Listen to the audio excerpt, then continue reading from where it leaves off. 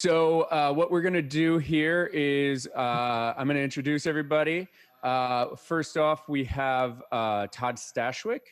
Todd is an actor who, if you look at his IMDb, has been in everything. And I was on I Love Lucy. That was a neat trick. Playing Lucy's grandfather too, which you can't. I don't know how that worked. But. It was the Marvel aging makeup, CG effect. But what was Star Wars like when it came out and you were 40? Just mind blowing. You have aged yourself, sir. Yeah. Todd and I met at the Cantina. He had his birthday party here while we were still a pop-up, and then he was a guest on Fat Man Beyond, and I noticed his Star Wars tattoos, and I was like, I got to talk to that guy more. Next up, we've got Jen Muro. Jen is a writer on a show you may have seen called Forces of Destiny, and she is involved with the new Critical Role project that's now at Amazon, the most funded Kickstarter basically ever. So no big deal there. Yeah. And then we have Steele Saunders, who runs a wildly popular Star Wars podcast that mixes his stand-up background with his love of Star Wars, which is genuine and childlike, and he loves Return of the Jedi, Luke Skywalker, and that is my favorite. So I had to have Steele here as well. We are Skywalker brothers in arms. So we are running a little bit behind, and I'm sure people are eager to watch A New Hope. So why don't we? Favorite film of all time. It's mine as well, and I don't know if you guys caught it earlier, but I tricked Leonard Maltin into saying that A New Hope is actually better than Empire Strikes Back. I contend that as well. I do too. Yep. Which is probably why we're here. Right. But we didn't talk about it ahead of time. I'm just saying this worked out. I just feel bad that you tried to trick Leonard Maltin. Nice. Okay. All of us have some device with A New Hope queued up on it on Disney Plus. The way this is going to have to work because of quarantine, I'm going to count down. I'll do 3, 2, 1, and then you hit play, and then we'll all watch the movie together. And so it's 3, 2, 1, play. Yes. Okay. Are we doing that too? Yeah. Oh, okay. I better cue that up then. All right. Yeah. How I normally do it is I normally press play on the video, then pause, then rewind the little dot. That's what I've done. Yeah, I'm watching it off of Disney Plus, so I have it exactly. I put it on a small TV. I have it on my laptop. Okay. Yeah, you could probably run it side by side. The it's we're watching the McClunky version, people. The McClunky version of A New Hope. Spoilers. I figure that's the one that everybody has easy access to because the world is a member. Sebulba said it first, did he not? Oh, did he? Yeah, and I think it means prepare to die. Oh. Wouldn't it be nice if in English there was a single word that meant prepare to die? Hello, my name is Inigo Montoya. McClunky. McClunky. I don't know if that makes that movie any stronger, but it's not what you say, it's how you say it, JC. How's your May the 4th been, guys? Good. I watched the last 2 Clone Wars episodes. No spoilers. Nope, and I posted some pictures from Scum and Villainy. Oh, awesome. Of you and I. Oh, amazing. Look at that. All right. I watched the final Clone Wars, and the big spoiler is that it's not overhyped. It is amazing. It's amazing. Like I've got some friends that just absolutely adore everything Clone Wars, and it lived up to their highest dream. Those last 4 episodes are another movie. Yeah, they are like just a step ahead of all the other animation they've done. It's amazing. And I watched that Mandalorian documentary, which was ace. And perfect timing for today's announcement with Taika being a director. Yeah. I think we're gonna watch Rise tonight. So we're bookending it with A New Hope. And, Perfect. And tonight we'll watch Rise of Skywalker. I usually watch the Screen 1 or negative 1 edition every May the 4th. You know what this is? Mm-mm. Okay, I think it's called the negative 1 edition. So somebody got a hold of a copy of A New Hope, a print from like a film print, and then digitally cleaned it up. And so it is the original theatrical release, but in high def. That is also the one I watch. I just did not know. That's what I watch every May the 4th. I love that. And I like the changes he's made. I just wish that we also had those other versions available. I'm not sure that I like the belittling of Jabba the Hutt from Han Solo. That's true. Although what's funny about that is that was in there originally. But he also chose to cut it out for real. Yes. Yeah, yes, but he didn't walk over the Scottish guy's tail. Oh. and therein lies the problem. But so that cut's called the negative one? Like it's Team Negative 1, I believe it's called. Wow, that sounds like someone I blocked on Twitter. Yeah, Team Negative 1, and it's a pristine. It's just gorgeous, but it still has a film grain to it because it's not a digital copy. It's a cleaned up film from a film print. Oh, and what's interesting about it is you notice how different the lightsabers and the colors are. They have, every time they've re-released Star Wars, they've upped the saturation by like 50%. So now it looks like a cartoon. But it was fairly washed out when it was released. Who was there at the beginning? Who saw it in '77? Not I. Oh, not I. Jen? No, alas, I was not born. Oh wait, no, I was born. I was born. But Yeah, I was 8. So thus my indoctrination began. I mean, it literally was like life before that weekend. My uncle took me and my cousin to see it, and then life after. All right, are we all ready? We are ready. Okay, ready? Wait, remember, 3, 2, 1, push. All right, here we go. Ready? 3, 2, 1, push. Oops. So right now 20th Century Fox logo. Got 20th Century Fox logo. If you're, I love the fact that Disney bought them, so now they can put that up, because this music has always been part of the Star Wars soundtrack to me. I was hoping that that Rise of Skywalker would have the Fox logo in front of it, just like Filoni did with the old Lucasfilm logo in the new Clone Wars episodes. That was what I was hoping for with Rise of Skywalker. Here's a fun fact. So see this starfield?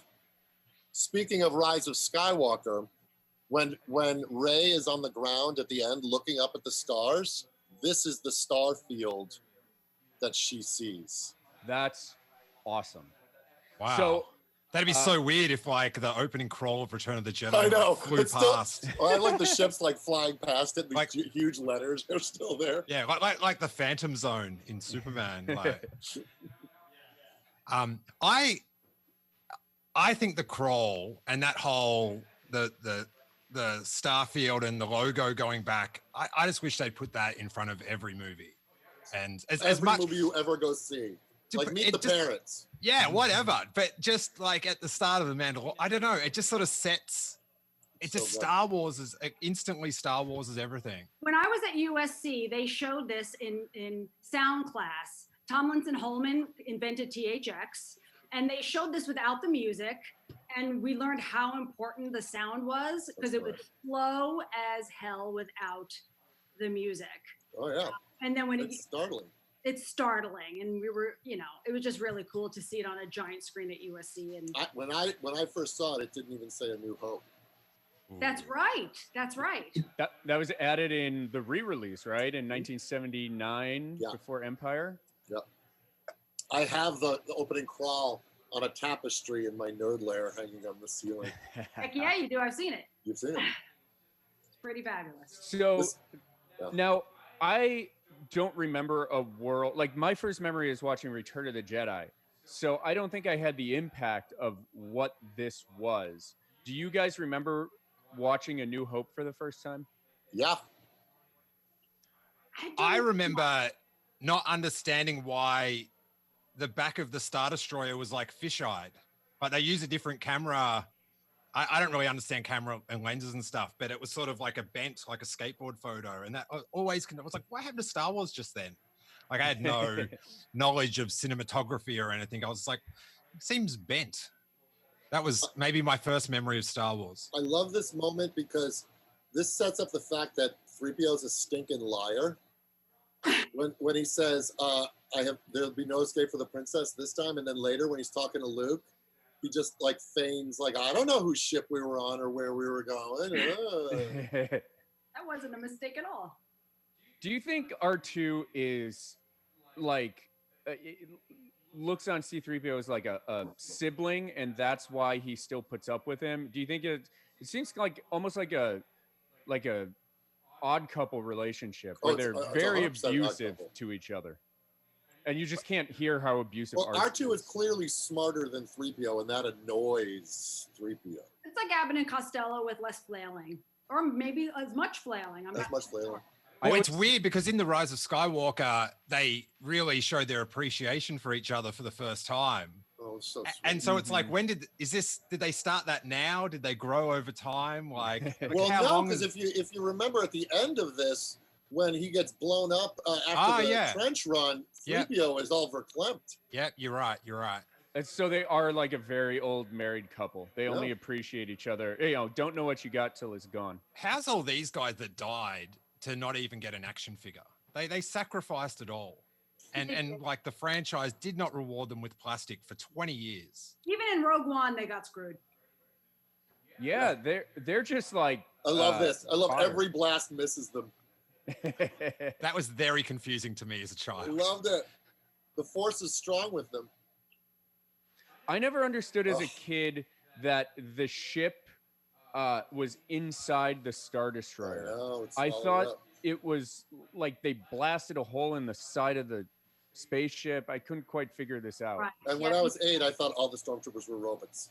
And everybody did. A fun production fact is that scene is why Darth Vader's got a mask, because Ralph McQuarrie drew him with the mask because he figured if you're jumping from ship to ship, you'd need some sort of protection. So he drew Darth Vader with the mask to. Did not know that. That's a nice bit of trivia. Yeah, because there's those Ralph McQuarrie production sort of concept things, and Luke has got a mask as well, like the Starkiller sort of Skywalker guy. I love when you watch R2-D2 roll down that hallway that he's actually about to roll into the wall, and they take it to the last possible frame before. I also think it's awesome that they introduce Princess Leia first. You see her 15 minutes before you meet Luke Skywalker. Oh, it so effortlessly trickles in the characters. So, like as you go, like so Wizard of Oz style. What would you guys say the inciting incident is? The droids falling to Tatooine, or her putting the plans in R2? Escape. I would say the escape pod, but that's just me. The escape pod, where they're just like, you know what? Let's save the energy. The Green New Deal has been put in place by Palpatine, and they don't want to waste the blaster bolts. Family Guy did that very funny, where they're like, "You don't do the books. You don't know. It costs per blast or whatever." It was really funny. Hey Jen, if there's any Forces of Destiny things that you added, like you got to do in between the scenes on this, I'd love for you to like bring it up and talk about how it came up. My one regret is the only of the trilogy I didn't touch was A New Hope. I did Rogue One, Last Jedi, Empire, and Return of the Jedi. There was some stuff. Return of the Jedi, yeah. So A New Hope is my one regret I didn't get to do, which is a bummer. Well, don't bring any of those up right then. It was a bummer. So if you read the A New Hope novel, what's that? I was just quoting C-3PO. If you read the New Hope novel, they explain that a little better, which is also something I never understood. He goes, you can't go in there, it's restricted. But in the book, it's restricted to humans only. They kind of explain it in the book. Interesting. Who wrote the book? Do you happen to know? Lucas. Well, George Lucas is credited, but I'm sure there is like a ghostwriter. It's Dean Allen Foster. He wrote Splinter, but did he write the novelization? Yeah. And then Lucas is credited. Yeah, they don't credit Alan Dean Foster on that. But that was like they never used to credit. Didn't they not credit C-3PO and R2-D2? Like they were keeping that, like trying to keep the mystery up or something. But then he came back and wrote The Force Awakens. I think. Oh, he did. As well. Oh yeah. It's like poetry. It all rhymes. This is what I kind of love about Star Wars, and maybe what makes it more rewatchable than a lot of movies is they just throw you into this, and they're just like, I'm a member of the Imperial Senate on a diplomatic mission to Alderaan. The rebel Knights of the traitor. How are we supposed to understand what this means? Like, it doesn't matter. Sense, but it doesn't matter. Her British accent tells you it's important. I just have to jump in. I've hated this guy for like all my life. Just it's all ADR too. All of their dialogue is ADR. Look at him nodding at the wrong time. What a dork. See? Yep. Did you know later on there's that scene where Vader's going like this to Tarkin, but they just cut the dialogue out like nobody had ever noticed, which to be fair, they were probably like, people are going to watch this movie in the theaters once. And I think the worst matched up is when he goes, I haven't felt a presence like this since, and then it just sort of dangles and he's off. But to your point, JC, I always loved when I was a little kid, and now that it talked to you like you knew what was going on already, and it let you catch up. And it sort of, it didn't like overly explain everything, and it was like you were joining in the middle, like of a, it was part of the whole universe it created. Like it wasn't things getting explained to each other like for the first time. It was so you were just sort of watching this documentary. Exactly. This one is very like verite, and it has that jangly 70s feel to it. As opposed to in Empire, things get like locked down a lot more. There's so much more handheldy moments in this where they find things. And the lighting. Oh, everything. This is a gorgeous movie. Yeah. What if you're stranded in the desert, do you take the rocky path or do you take the sandy path? I would say the rocky path. Oh yeah. I never understood that. The rocks make sense. You maybe catch some shade, a place to sit down. What's C-3PO thinking? R2 is the smarter of the two. Makes no sense. Why would you want to walk over that hill? Look, R2 goes downhill the whole way. I feel like R2 knows stuff that like we don't even still know to this day. Like he's thinking stuff. Like maybe he remembers things. Was it R2? What's the gasp? There's a gasp. Oh no! There's a one angle. I've been there and put my little action figure, and you can line up all the mountains. Tunisia? No, in Death Valley. Well, but that shot is Tunisia. No, that shot is Death Valley. It's like I thought they didn't go to Death Valley till Jedi. No, they did pick up shots. There's a few shots in this with like when the Jawas capture. What shot are you talking about? Just the shot of R2 going over the hill. The sand duny stuff is more Tunisia. And like the shot where the Tusken Raider sees the little speck of light that's supposed to be the land speeder, I also believe is Death Valley. Yeah, and Mos Eisley's Death Valley. It's a salt flat. And you can go stand up on a different, like the mountains in Tunisia, but then the salt flats in Death Valley. Interesting. And so they went back there to film that establishing shot for The Mandalorian in episode 5. When we were at the ranch, and I got to see the shower curtain or the shower door that Macquarie painted the sandcrawler on for that shot, and they kind of pull it out, and it literally is like that big, painted on just glass, nothing else except that. Fantastic. Todd has had the distinct pleasure of I've been lucky enough to go to Skywalker Ranch a number of times, but Todd one-ups everybody because you were in the archives. Let's go to the archives. Yeah, I didn't even get to do that, you bastard. Yeah, they give us no, you're not allowed to touch anything, except they give you these rubber gloves, and then they take out the original Macquaries. So like I'm leafing through these original paintings, and they're like this big, and I'm trying not to weep on them. Because they're plucking every childhood string in my heart. And I'm like, I'm going to cry and smear the Macquaries. So I had to take a step back. The next person that looks at him's like, I love how he blotched it around here. And th're like, no, that's just the last dude's tears. That's just nerd tears. Just nerd tears. The did the Jawas scare you? That was always Love a jump. them, yeah. That was always a jump scare moment for me. Like I remember it being a jump scare moment for me. So like He it got must have. shot? Yeah, I always got scared. Aw. I always wondered why people that seemed so happy were so mean, like to the droids. Because afterwards they're like, yeah, like they seem like happy little dudes. They're just toasters to the Jawas. They just something you buy and sell like a used car. Hey, I treat my toaster pretty well. I just It's probably shaped like a Death Star. came across some information that the sand crawler in Mando was actually the same map painting that they. Oh, So they went back to the well, which I love. Did you guys? Are you getting guys some of the same texts that I'm getting? probably? Are you guys video game people? Not in this decade. So, me either. Earlier this morning, we did a live video game play of the Super Star Wars video game, which for the Super Nintendo, which is absolutely crazy if you compare it to this movie. Like it makes no sense, and it almost feels more like the stuff that they showed in The Mandalorian, where he's like got to attack the sand crawler and the Jawas. You're like, oh my god. Jon Favreau just loves Super Star Wars, and he just built a TV show around the most wild parts of it. These droids always scared me too. The bug-eyed droid. Oh there, yeah, that was one of the terrifying. action figures they released back in the day. Yeah, frightening. Oh, it was the best. He was like, I'm looking for my for something to.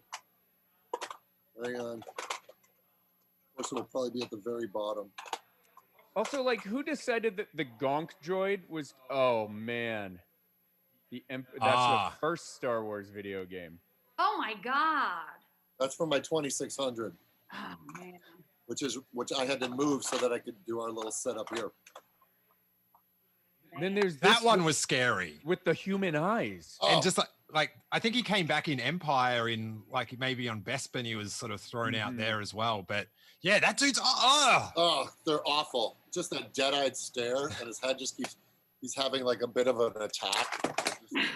They just kind of went for it. Like George, I think, got more sensitive to like people's perception of what these movies were supposed to be. Bit of 96 action.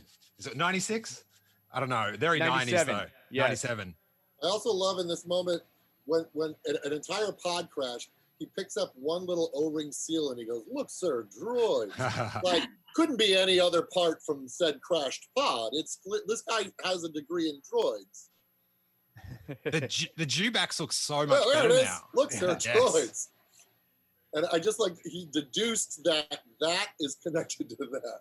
So this is a new shot. It didn't used to be this. It used to be a RC car driving over a sandbox, which I think I just love the nostalgia of the crappy looking. But I think it's also, like I mentioned earlier, the coloring felt more real. Whereas this, I was like, oh, that looks fake. Do we know when are they ever releasing the original? I don't know what's happening with that. I haven't checked in a long time. They own Fox now, so they could, but I think they want everybody to buy the $200 Skywalker Saga box. Who would have done that already? Box set. Yeah. I will do anything they want to get the other thing. Yeah, but like that's the irony of it, that everyone wants like George Lucas's wishes and spirit and story of Star Wars to continue, but then he also doesn't want those other versions out. So it's not. I feel like they're honoring his wish rather than. I miss Yub-Nub. Look at the lens flares, dude. Just popping off of 3PO here. It's just gorgeous. Like little light aberration. Oh yeah. Or on like the mining droid there. And it's always look at that. Oh, look at that. Oh yeah. It's always fun to try to make out the graves that Anakin dug. Oh yeah.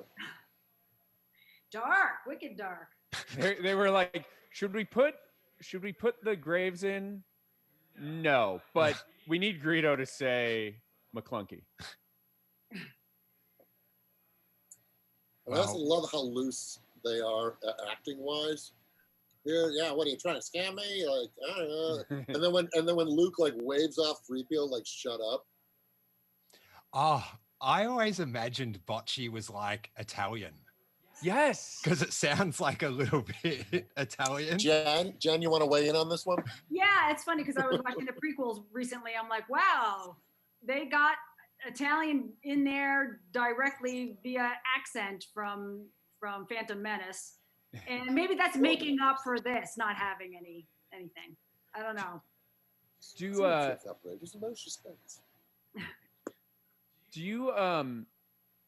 Did you guys understand what a protocol droid was? I feel like I was 17 years old when I was like, oh, a protocol droid. That makes sense. Of course they would. Yeah. I had no idea what that was. Anakin would make it for his mother so that he could translate. Yeah, totally. I just thought that was like a made up word. Like, oh, he's a protocol droid. What does that mean? I don't know. The same thing as astromech. Yeah, right. My headcanon thinks that 3PO's brain existed long before Anakin got it, and he just was putting a new skin on it. Oh. Because I like to think that the droids have like 300 years of history. Like, that's a good way also to kind of like rationalize and retcon all the history of those two. They've been together forever. Yeah. And the Force kind of keeps bringing them back together. And they wipe their memories when? Rogue One? When did they wipe their memories? At the end of Rogue One. Well, R2 never gets at the end of Sith. Yeah, R2 no though. Just watch how he waves off 3PO. Also, my favorite moment. Did you notice that R5D4 is in that previous shot next to R2D2 as well? Yeah. Thanks for ruining the movie, man. That's good. Oh man. Now C-3PO like shames him. I know. It's because he's jealous of him. Now, did you guys understand that the igloo was underground and you can see the T-16 Skyhopper on the behind R2D2 there? Did you guys ever know that that's what that is? He's playing with a toy. Oh yeah, it's right there. It's right there. That was a reveal when I got the widescreen videos, and you sort of got to watch a ghetto special edition by seeing those extra inches on the side of the screen. The Tusken Raider. No, there's sand people. All right, I can see one of them now. I was like, I don't see any freaking sand people. What are they talking? And then I got the widescreen. So I was like, this is. I've got 30% more Star Wars than I've ever had before. And this is where 3PO lies to him. When he tells him he has no idea. Hello. But part of his protocol would be not to spill the beans to random fumbles. I love it. I also like that C-3PO has obviously been through some crap because he's like, that's how I came to be in your service, the rebellion. And Luke's like, the rebellion? He's like, oops. Like he's a robot that makes mistakes. I'm not very good at telling stories. Cut to Jedi. I love it. Well, I read a whole thing about how every character in the original trilogy has their own hero's journey, and that's how you indicate C-3PO's is. His hero's journey ends when he tells the story of He's a bard. Heroes. Yeah. Okay, this is a fun thing that I misconstrued when I was little. I thought R2D2 was broken and was just showing he couldn't play it all. But then later on, my headcanon is he was just giving Luke Skywalker enough sizzle to take the restraining bolt off. Yeah, and to sort of continue on with his movie. Yeah, he's manipulating him. I was today years old when I figured that out. Thank you, Steele. I literally yesterday I was like, oh, R2D2 malfunctions. I've underestimated R2D2, which we know you never underestimated a droid. Never underestimated 39 years. Yeah, so he's manipulating him. Oh. He's like, you don't get. I mean, he's sitting here looking at Leia, and 3PO's going, I don't know who she is. You guys, hold on. I have goosebumps up and down my legs and my back. I feel like I feel like this door to Star Wars has been opened that even after 1,000 viewings of this movie, I had no idea. I get tears in my eyes. This is why you do this. Happy May the 4th, buddy. Right. That's a good gift. Oh, I'm like energized. I've been live on this feed for 16 hours, and I feel like I have that jet fuel from Solo in my veins now. So is part of the transmission, did Leia tell R2D2 where Obi-Wan Kenobi is? I always thought he knew, or later on, I sort of thought he knew where he was because of how sure R2 was to go that way. Oh yeah. And then if you remember when he actually runs into Kenobi, it's kind of in that Rocky Canyon-y-ish area. Could you imagine like R2D2 in the Junling Waste? He was like 8 minutes from Obi-Wan's hut, and like the thing shoots him. He's like so close. Back to square one. Now, is that Darth Maul's tattoo on the? You and I have heard the same rumor. It is not, but obviously we thought the exact same thing. Oh. Now, here's another way to ruin Star Wars. Watch where the cup is in which hand the cup is in as Luke drinks the blue milk here. Which, shameless plug, we're selling blue milk on Hollywood Boulevard until 10 p.m. for $11.38 today. Nice. Now, Todd, are you one of the people who believed that you saw that renegade cut with the anchorhead scenes, that Mandela effect cut, when really you saw the picture book that came out with the movie? No, I only saw the anchorhead scenes when they were re-released. The extras. So no, I do not Berenstain Bear that. This scene is like Star Wars is like this amazing accident, but how they have this conversation about Luke's father and getting in trouble, and I'm afraid he's got he's just got his father in him. That's what I'm afraid of. I know. Like, that's not what it meant, but it fits. And this is part of the reason I've been loving these Clone Wars arc. It adds to what's established without sort of like twisting it, or it actually meant this or whatever. It's incredible how well Empire Strikes Back like just fits with this amazingly. Jen, is that sort of like, did you have a when you were writing The Force of Destiny, like one that you added in, a little backstory where you were just like, yes, I've empired this. This fits so tightly. You mean in terms of like what happened? What happened? What just happened? The twin sons. His childhood just happened. No, like when you add in a little bit of backstory, like how Leia got the Bush costume, adding in little things behind the scenes. Like, what was your favorite one where you sort of empired it?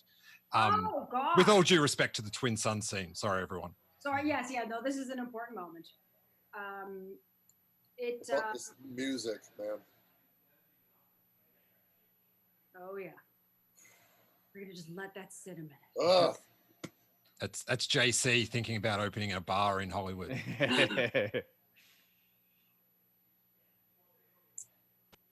And then there's Luke's droid collar, which is really probably like turned into Yoda's lightsaber later. But to answer your question, it'd probably be Jedi with Leia on Endor, because I love that. So yeah, which was amazing, and I'm grateful. Also on Hoth was also amazing to do that at the beginning. What was the Hoth one? The Hoth one was they were digging tunnels early on, and we kind of did the door thing, the cut scene of the door where don't enter, like that's it all. Yeah, which is sick. Right. I'm gonna ruin Empire for you guys. Oh God. So when they're in and the ground goes unstable while they're inside the Falcon, and then Leia falls into his lap, and she says it's hardly enough to get me excited. That line, Harrison Ford is mouthing Carrie Fisher's lines Oh. while she says them. What? Does that mean Han Solo is force sensitive? Well, I'm going to have to go with that so Okay. that I don't realize that it was just that's the only take they had. Also, everybody's all about the blue milk. I'm about like the Baru stew here. I know. Like dropping cabbage. I want that cooker. Yeah. This bummed me out when I was little because I was like, I'm Luke Skywalker's me in this, and it just looked like what they were eating was so drab, like boiled Yes. cabbage. It's like, oh man, this is such a bummer. They're farm people. Now, do you think that they farm?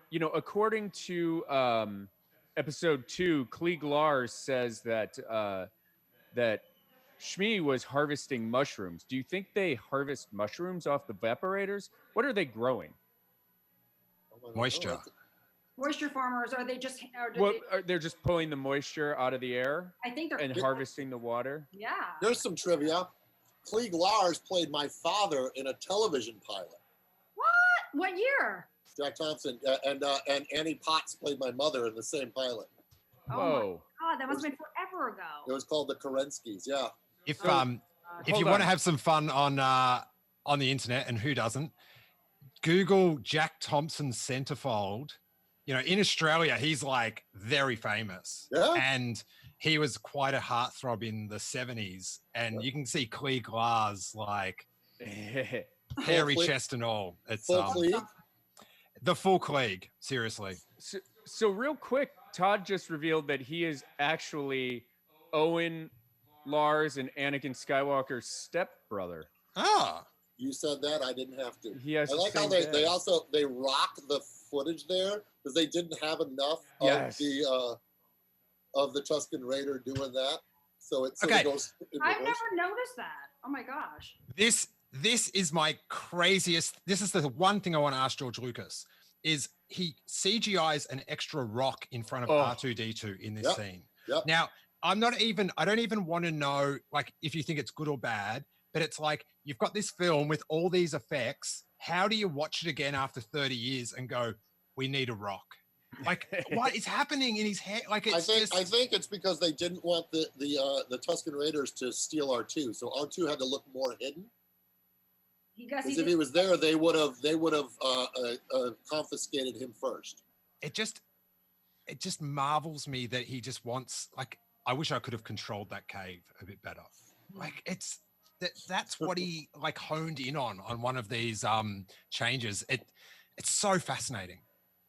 The thing that I always knew, but I also just realized is that Obi-Wan, Alec Guinness Obi-Wan, and Ewan McGregor Obi-Wan have the "Hello there" line. Oh yeah, Yeah. But it came from this moment.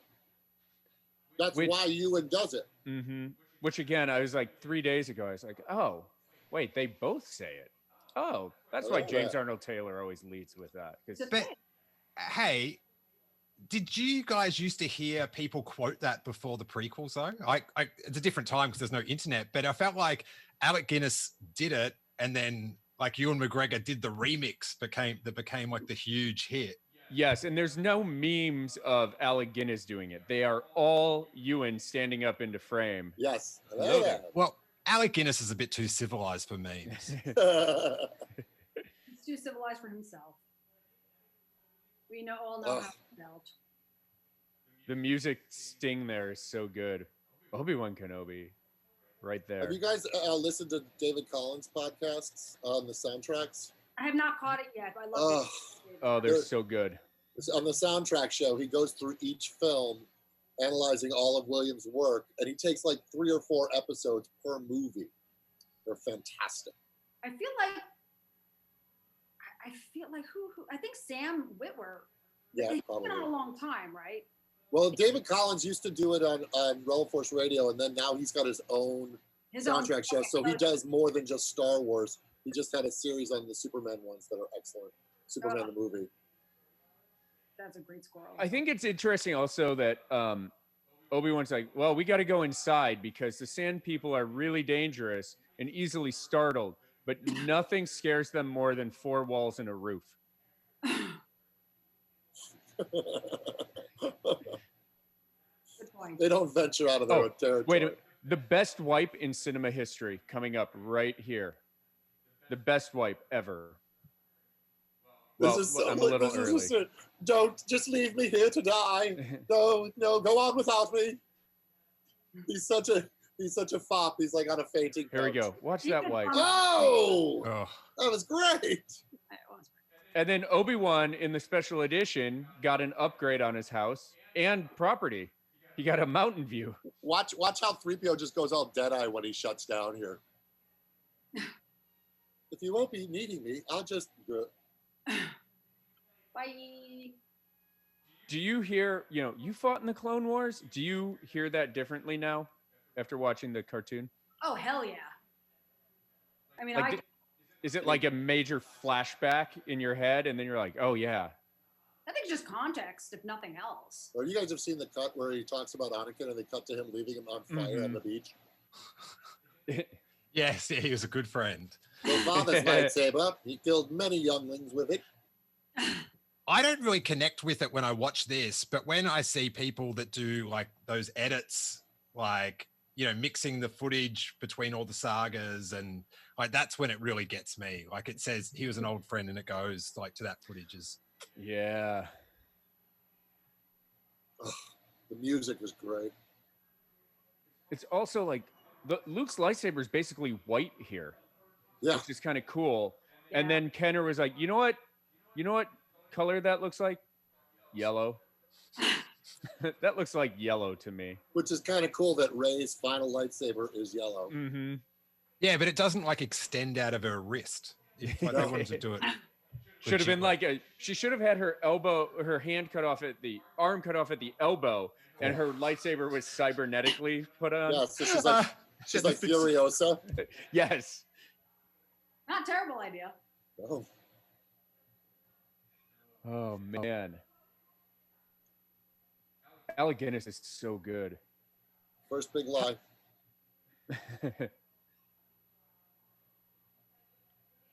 For someone who hated this so much, he did a great job. Yes. That's how good an actor he is. Yeah. I have heard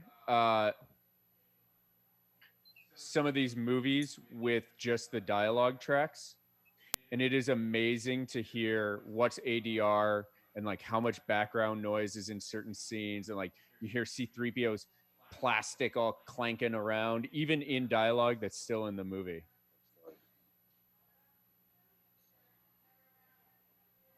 My favorite, the best moment in Last Jedi is when R2 uses this again to manipulate Luke. I am, Steele and I have had at length discussions. I'm not the biggest Last Jedi fan, but I think that scene may be one of the best scenes in all of Star Wars, because there's no other scene in Star Wars where it's just like R2 is manipulating you and he's manipulating Luke using the same tool. Yep. Like it works just like on all these different levels. Beautiful. It is one of the best moments in Star Wars. I think that was my trump card of just like, how about this scene? And you're like, okay. That's why when going back to what we were saying about Obi-Wan lying, when people were thinking like JJ retconned what Ryan said about making her parents nobodies, but then they were Palpatines. It's like, no, Star Wars is filled with people lying to each other or not knowing all the facts until they spool out later. I mean, is Obi-Wan's kind of Gandalf-y in that way, right? Where he's just and literally like Lucas was pulling from that. And he's like, Gandalf is a manipulative liar, and that's who Obi-Wan Kenobi is. We're going to call him the great negotiator, but... Yes, from a certain point of view. It's his get out of jail free phrase. He most likes to negotiate with the facts. He is the origin of alternative facts. Oh, don't make me hate Obi-Wan. Oh, no, but he helped deliver the chosen one. That is fair. Oh, this guy. Who's your favorite British Imperial? That dude with the helmet. Oh, so we've got Mahdi, The Tag. That's Tag. You know. I like Chief Bast, who's the guy over his shoulder, because he had a really powerful card in the Decipher CCG card game. But the MVP in the scene is when he says "sorcerer's ways." And then the dude in the white is Colonel Wolf Yularen, who is the commander of the forces in the Clone Wars cartoon. I love pondering who knew what about Anakin Skywalker and Darth Vader. It's such a fun little, like in that Tarkin book, Tarkin was sort of trying to suss it out and stuff. It's fascinating that there's a retcon that says that the empty chair would be Krennic. Oh, it's just brilliant. upsetting. It's upsetting. Isn't that too much fill in the blank? It gets to almost like the world is so small. Do you ever feel that? It makes sense. Oh, it totally makes sense. He would be at that table. Right. And it's again going back to what JC said earlier, or no, it was Steele, about like happy accidents that then tie the story so tight in a beautiful way. Well, John Knoll has watched Star Wars so many times. He's like, "What's that empty chair about? I should write a story." It just bums me out because I'm like, that means Krennic could have been there in that scene. Like, I know it's impossible, but like, imagine Ben Mendelsohn in that room, like yelling at someone. Oh, while John Knoll is inventing Photoshop. Yeah. Meanwhile, you know what? I respect Mahdi though. I respect Mahdi as a guy who's just like, my God is technology, and this giant ventilator here doesn't scare me. And then just mocks Darth Vader. Yeah, that was ballsy. One of the best. I remember right here, my first Star Wars celebration was in Indianapolis, and it was run all by volunteers of the 501st. And, you know, they were trying to keep orderly lines. And they'd be like, "Can everybody get in a single file line?" And just every single time to hide our numbers. And that's when I was like, "Oh, I'm home." Home. Oh, I love the way Luke says home here. Home. And 3PO's like, "We'll just stay here and burn Jawas." Now, go. We're just going to burn up some Jawas. Now, as Obi-Wan manipulates Luke constantly, did Obi-Wan say, "Well, Luke, let's take the scenic route around and set him up here"? Like, or save him because he's got to deliver the chosen one. How long ago? I mean, this still looks like a hot fire. Do you think Obi-Wan was sitting there going like, "I can tell him about the Clone Wars, or we could go save Owen and Beru"? But man, those pricks never, ever shared any of their water with me. So, nope, we're going the Jawa route. Those skeletons. They didn't do it on purpose because back then George definitely did not. I don't think that was his intention. But it's fun to think about that now. This is it. This is his moment. There it is. Resolve. He goes from sadness to resolve right there. There's nothing. And those skeletons were edited out of the TV broadcast in Australia. I know because like later on in the 90s when I watched it, I'm like, "Oh my God, skeletons!" Sansweet was showing the Beru action figure. Yes. The burned up one. I'm wearing this scene. Very nice. I've always heard that this the idea behind destroying. There's a speculum on the top of it, by the way. I've heard, there is. No, I believe you. I just Sorry, Casey. That needle used to say like "made in the UK." Yes, and I heard George is diabetic and doesn't like needles, and that's where that came from. That's great. Not like needles either. Ew.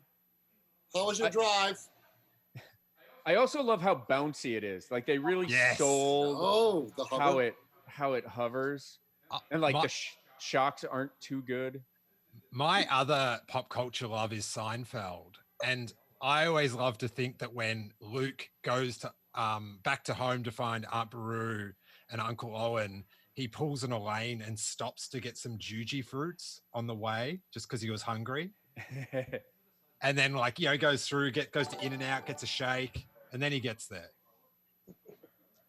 In-N-Out right now has the cherry blossom shake, guys. I highly recommend. Ah. Or sorry, Shake Shack, not In-N-Out. Oh, I was going to say, I didn't know they had that. Oh, yeah. The shot. Yeah. Okay, so that shot is in Death Valley. Okay, that's Death Valley. That's great. Also, the more wretched hive. And then this is Tunisia. Of scum and villainy. Boom, boom, sh, boom, boom, sh. So that's where the name of the bar came from. It is funny watching this and just hearing where all these podcasts and things got their name from, like Blast Points. It's like Scum and Villainy. Now, all right, back to the 90s. Have you guys seen the Outrider here flying up kind of the upper left? Yeah. Dash Rendar ship? Yeah. That was a great game. Oh, yeah. Shadows of the Empire was so amazing and ambitious. They were like, we're going to do a soundtrack and a video game and a comic and a novel and everything possible except for the thing you want, the movie. Yeah. Remember Chewbacca? Now he's got a flat top. Remember Han Solo? But the IG-88 stuff in that game was terrifying. Unbelievable. Mm-hmm. He was a scary boss. The I don't need to see your identification jokes never get old here either. Move along. Although, for as much as I get harped on about like, you don't need to see our identification, I'm allowed to pull out the we don't serve your kind here. So I guess it's tit for tat. Super racist. We know. It's all right. Look at the lighting though. I know. The best. Now, the Jawas in Mandalorian have red eyes. They're off. They're not on Tatooine. Okay, so it's like a different. Literally, the Black Series edition calls them off-world Jawas, I believe. Oh, wild. Did any of you guys play the Decipher CCG game that came out probably like 95, 96, 97? It was like Magic, but for Star Wars. That is where all of my Star Wars, not all of it, but so much of my Star Wars knowledge came from, because I was like, oh, that's an Arcona. Oh, Muftak. Oh, Dejasper. Night Lily. New guy who was added later. So is B. Arthur in back cleaning glasses? Oh, man, that would have been amazing. I think B. Arthur's kind of like, I think it's like a reverse Cheers. Like, I think... She owns the place. Well, I think she sold it. Like, Christy Alley bought it from Sam Malone. I think this is the opposite. I think, like, Wurr and Chalmon teamed up and bought it from B. Arthur. Stylings of Figrin So I think on the day he was playing In the Mood by Tommy Dorsey. Well, here's a question. What if George took out this song like he did in The End of Jedi with Yup Nup? Like we would replace it like this. Like what this song was too much of a hit. I don't think he would have replaced it. But like say he felt like it because it wasn't his vision anymore. You know what I mean? I think he loved what John did in this scene. I wonder why he didn't like The End of Jedi. Or there's the IG-88 helmets or heads. Oh yeah. Are behind the bar there. I find the songs in Jedi getting taken out like my most hurtful special editions because Lopty neck. I can't talk. I mean, I'm not even.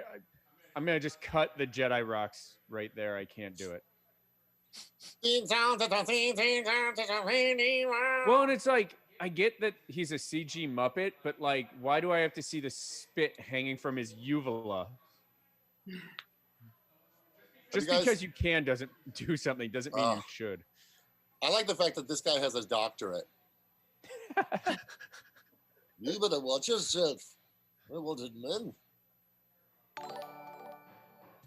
For botched surgery. Did you like when they showed up in Rogue One, or was it too on the nose? I didn't like it. It goes to what Jen was saying about it makes the universe too small. Mm-hmm. Yeah, I'm not a fan, but I enjoyed your pun of calling that too on the nose. given his face. So do you realize how badass this moment is in such a declaration of independence when Jedi are being hunted in a public port city? He takes a freaking lightsaber out. Like, holy, like, it blows my mind. And then the information would go out from there that there's a Jedi on Tatooine. I love it. God, this isn't as glaring to you, that moment, because it's new. Yeah, of course. Yeah.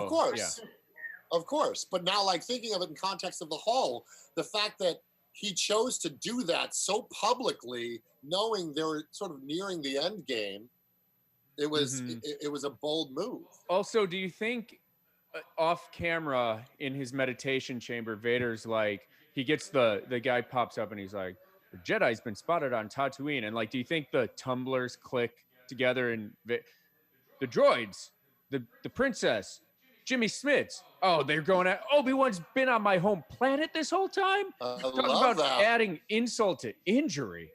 He hid, like, he wasn't just trying to hide Luke. If he was trying to hide Luke, he was doing it on Dagobah. He wanted Vader to feel insulted by it. I love it. He's spiteful and manipulative. Should we change his name? Nah. No. Well, if you think about how much pain Tatooine represents to Anakin, where his mother died and all of that, it's like, he would never want to go back there in a million years.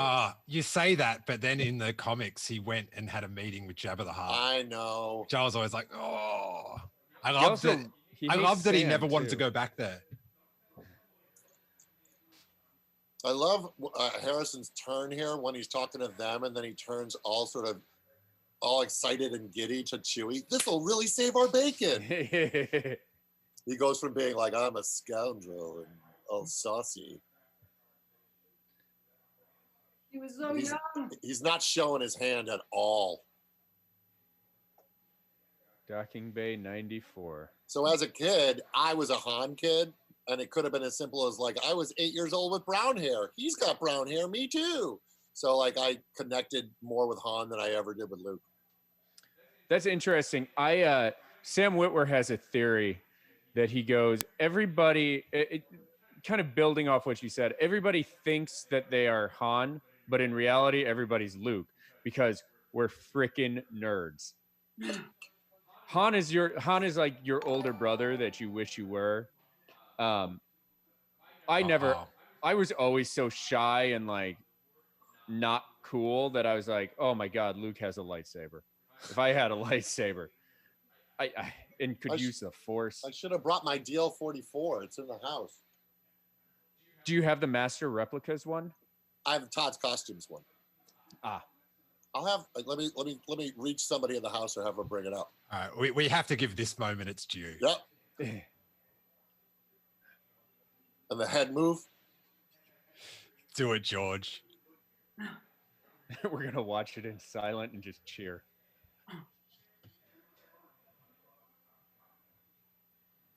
Oh. Over my dead body.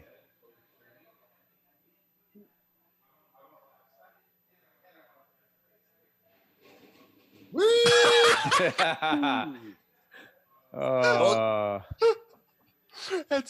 I just love that he did this 4K edit before he sold it and just left this little time bomb to go off once technology caught up with the format. It's like Star Wars, it's got so many, like all the special edition and stuff, it's got so much weirdness about it.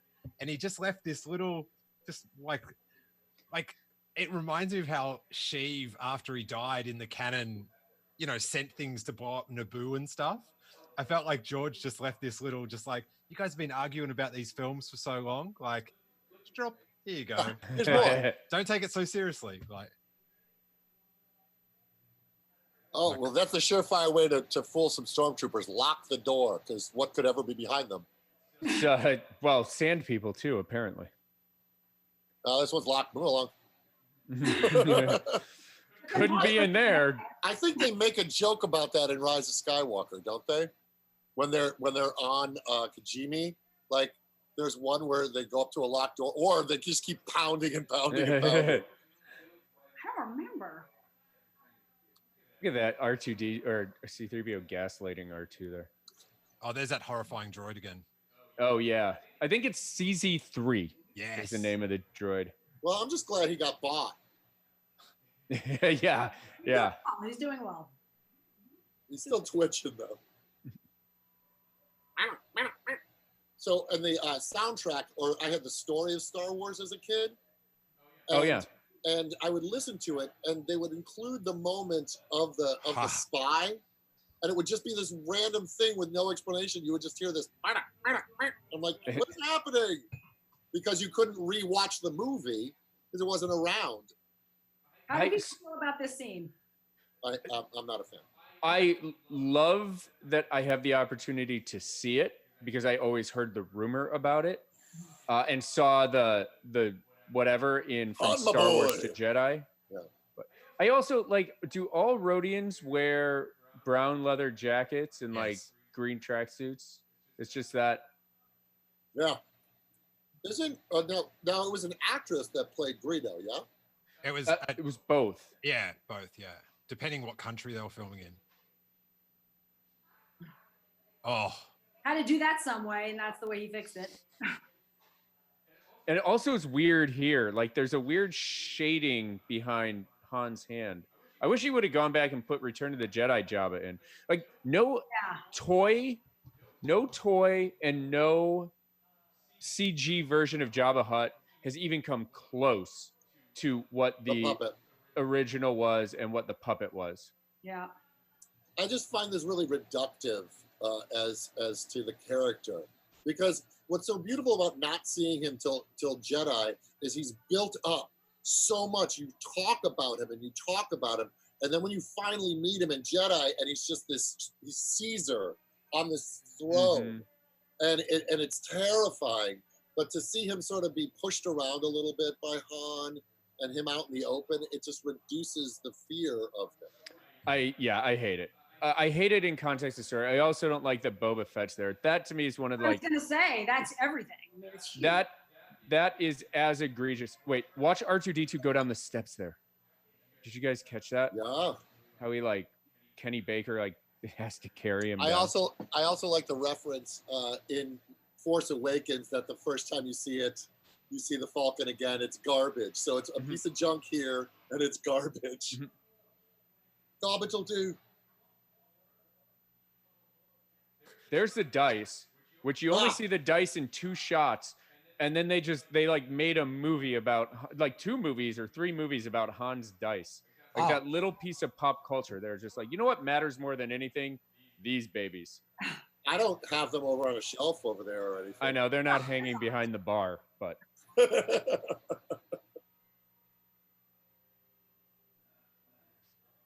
they're sitting on my Sabak deck.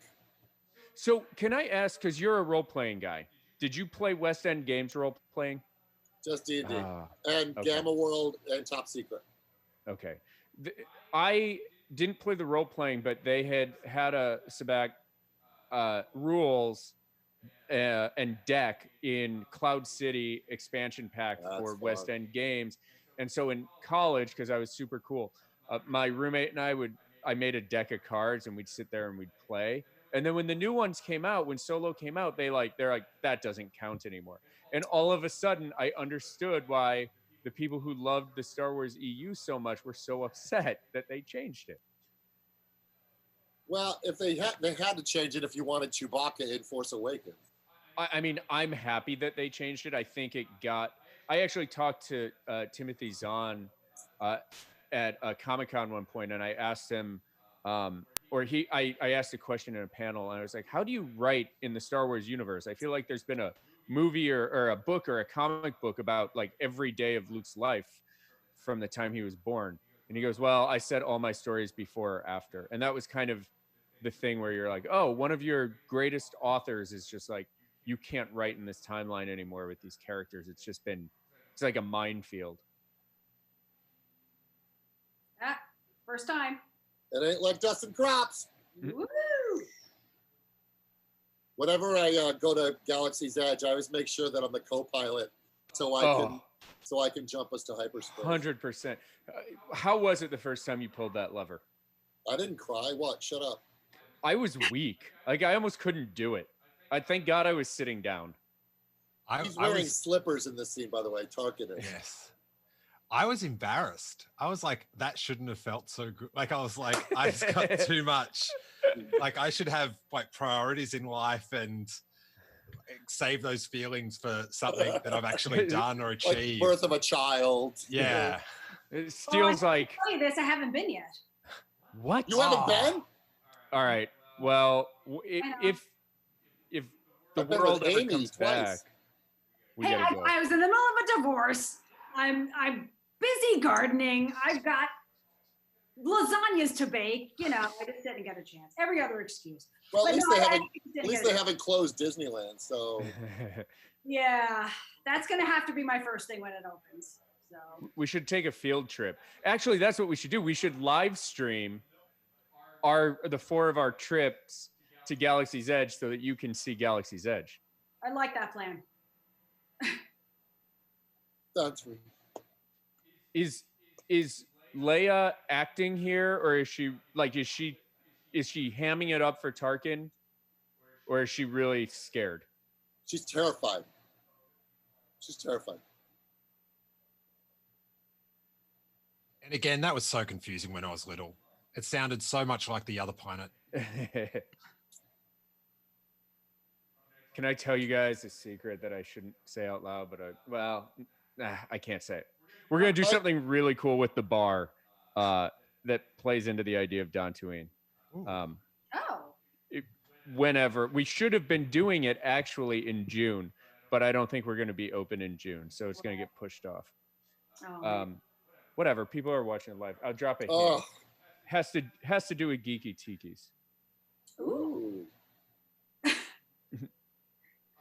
Fan of the shockwave and the debris, or no? I don't have a problem with it. Yeah, I don't mind most of the updates, and one of them I stunningly love towards the end of the film. But I don't mind a bit of shockwave. I now kind of want that guitar string from Attack of the Clones when things blow up in space, because that was one of the best sound effects. Mm-hmm. Oh, I also like that Han has a bowl of cereal right there. Oh, yeah. Oh. He literally does? Yeah. He's got his breakfast going on. Hey, Jen, the thing about Galaxy's Edge is the best is when I watch this scene now, I'm like, I sat there. Like it looks so. I sat there. That's the best part of the ride, by the way, is the walk through the Falcon. It's and they geniusly lit it so that whatever selfie you take looks like this. You guys, I'm so happy you said that, because I pulling the lever was awesome, steering the ship was awesome, but being completely encompassed by this room, Han's man cave hangout room, was like debilitating. It was worth the price of admission. And I've seen fan built ones that are like 3 walls and you walk through the 4th wall, but to have it 360 degrees was I was like, oh, well, I have to put one of these at my house now, or what is life? See, there's a cereal. Oh my God. Well, it's funny. I don't know what happened. I just didn't either go with a group or I couldn't go to one. And it just time just went. And it's such a shame now I can't. But it'll open up again. It will open up again. They art directed the entrance to that so that you're seeing that shot. Oh. Mm-hmm. So when you enter the Falcon, it's that point of view of you see the holotable there, you see the nav computer there. It's genius. Yeah. So I don't know. We may have missed it. I think it's coming up. The when they show you the shot of C-3PO with his safety belt on, the way that they made the seatbelt look futuristic is they wrapped it in bubble wrap. It's just a bubble wrap seatbelt. And this is just a Rebel pilot helmet with like a piece of plastic put in front. Okay. What is the practical use for a blast shield where you can't see? I think it's just dirty. dirty. Really? It doesn't like That looks solid. you think if it was a blast shield in the future, it would have like some sort of, you could still see through it a little bit. Right. But Like I just want to transition know, lenses. I want to know what the practical use is for this helmet. In Like- my headcanon, it's like welding goggles. Yeah, but then you can't see it. You can't see through. As also, Han uses welding goggles later in the Yeah. trilogy, so that makes no sense. It just occurred to me, the only thing it could be used for is if there's a lot of turbulence and you're trying to get some sleep.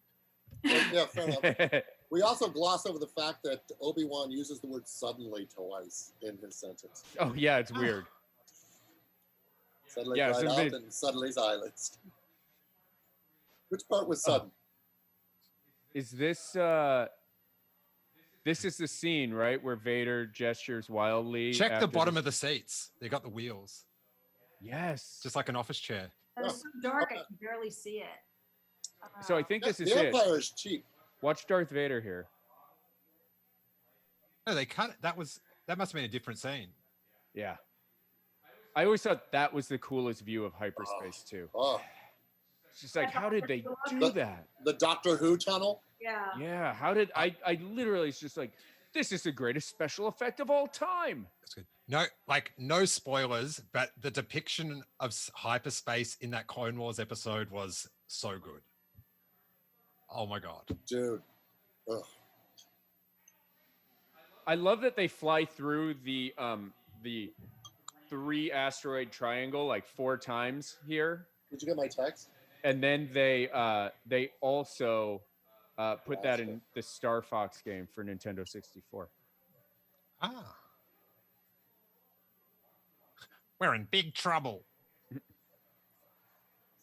You can write this shit, but we can't say it. I love That's the how, cool. Oh, sorry.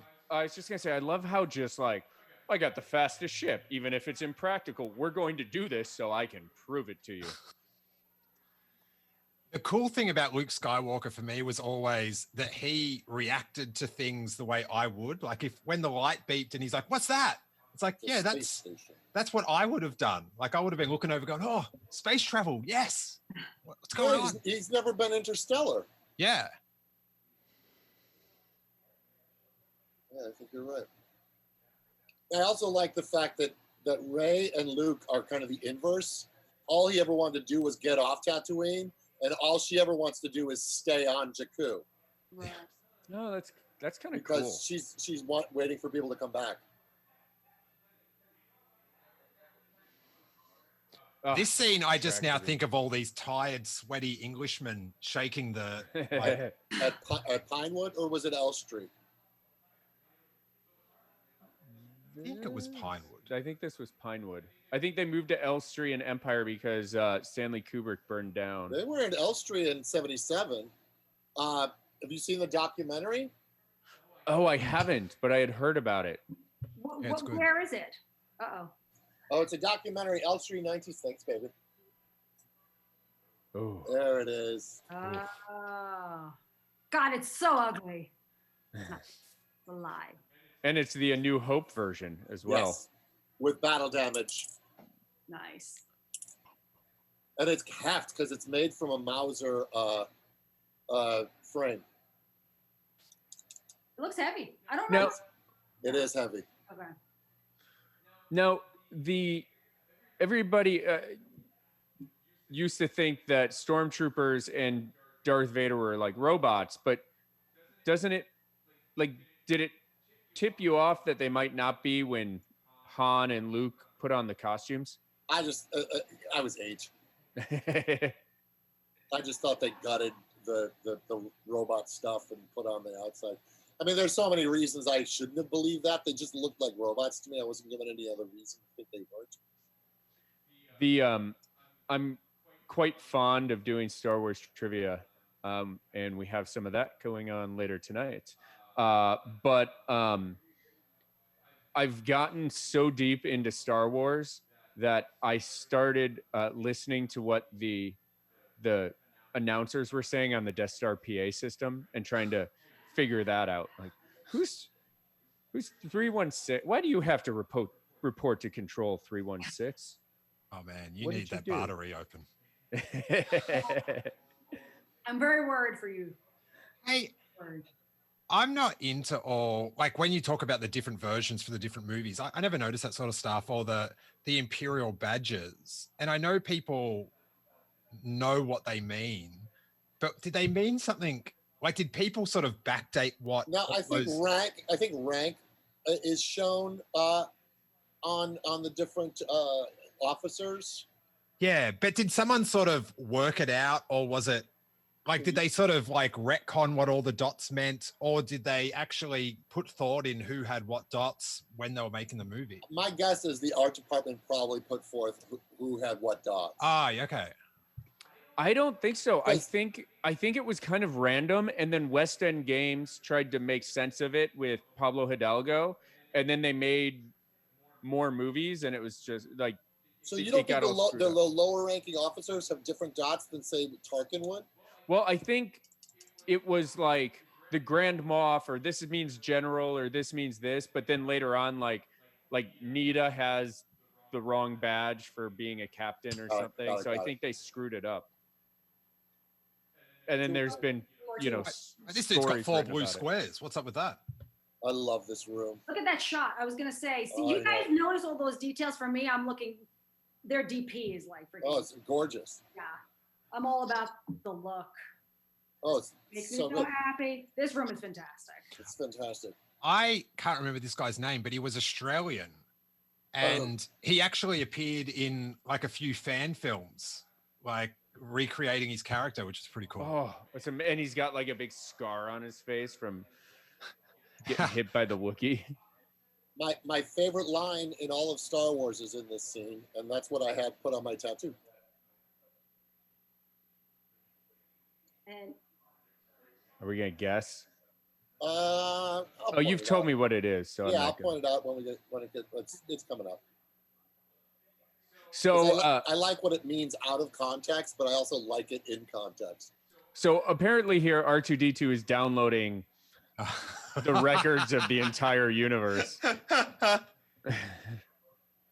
So if you guys are looking for Octo, R2 is getting it right now. That's a stiff drink you pour in there, JC. It's almost not as much the DP, actually. It's really more the lighting and the shots than like Raiders. I mean, that's like, you know what I mean? There's a difference. But I just love the look because it's so 70s and it's so. Me too. Yeah. So I used to love wearing turtlenecks when I was a kid, and if I'm being perfectly honest, I still love wearing turtlenecks, and I honestly think it's because of this right here. Like, look at how badass they look with like that. I was like, this gave me a turtleneck obsession to this day. I love turtlenecks. I'm sort of mock neck there, but yeah. I prefer a straight up fight to all this sneaking around. Is that your tattoo? No. Also, look how similar their hair is from behind. Oh, I know. It's like it was the cut. I also love how like SoCal they all felt. Yeah. Like they just came back from surfing. Yeah. That morning, yeah. And even Leia, because she's from SoCal. Right. Level 5 detention. Look at how much they had to dirty up 3PO so that the camera wouldn't reflect off of him. Yeah, I was gonna say he looks filthy, but I love that. It was just conveniently perfect for what I like, but. Oh, here it comes. That's not it.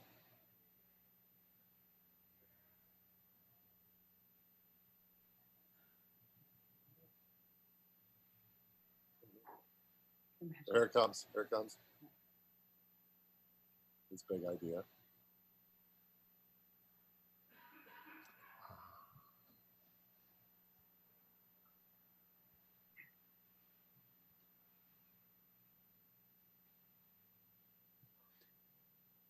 Everybody's just waiting. Here it comes. That one. Yes, that's awesome. I don't know. I can imagine quite a bit. That's sick. I was like fast forwarding through the dialogue, and I was like, Because I like the fact that it declares ignorance about anything, and then it says, "But I can make it up." This is the only part where Chewie's really scary.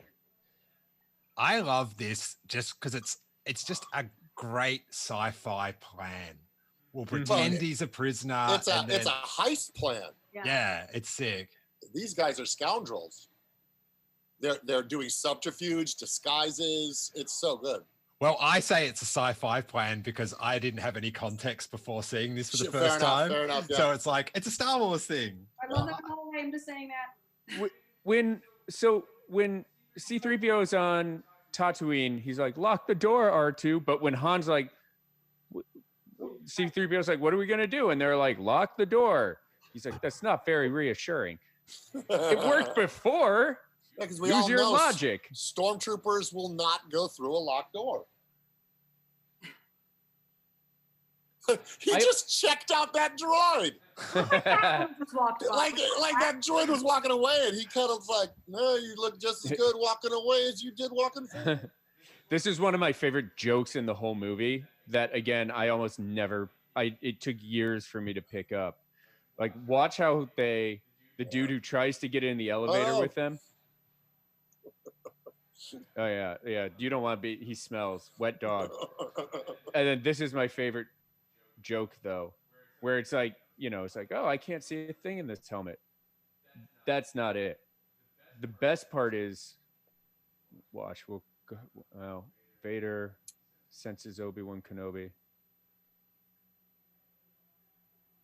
And and then we've got, here we go. This is it. I love this. They're facing the wrong way when the door opens. Like George is trying to make them be stupid, and then they come out. I do that at LAX all the time.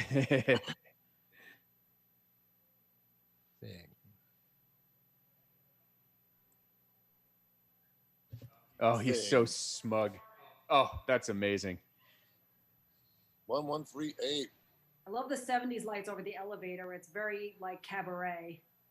Yeah. Very Blink. If you guys could just have like a Star Wars production designed like house, that's where you dwelled.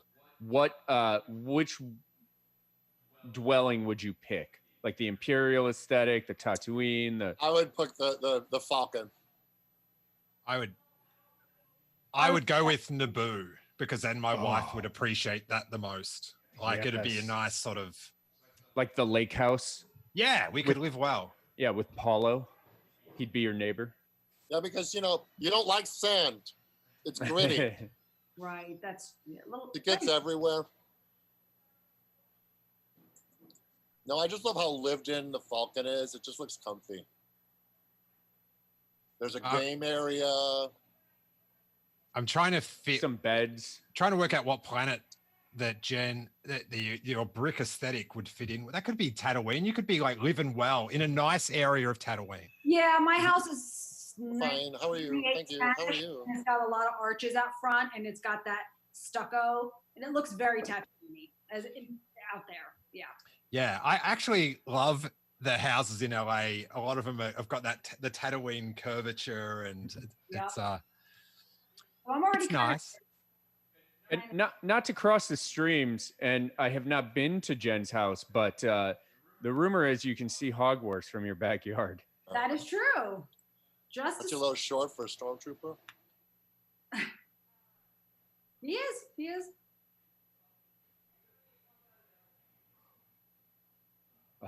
Amazing. What a hero. I love it. I love that he's such the hero.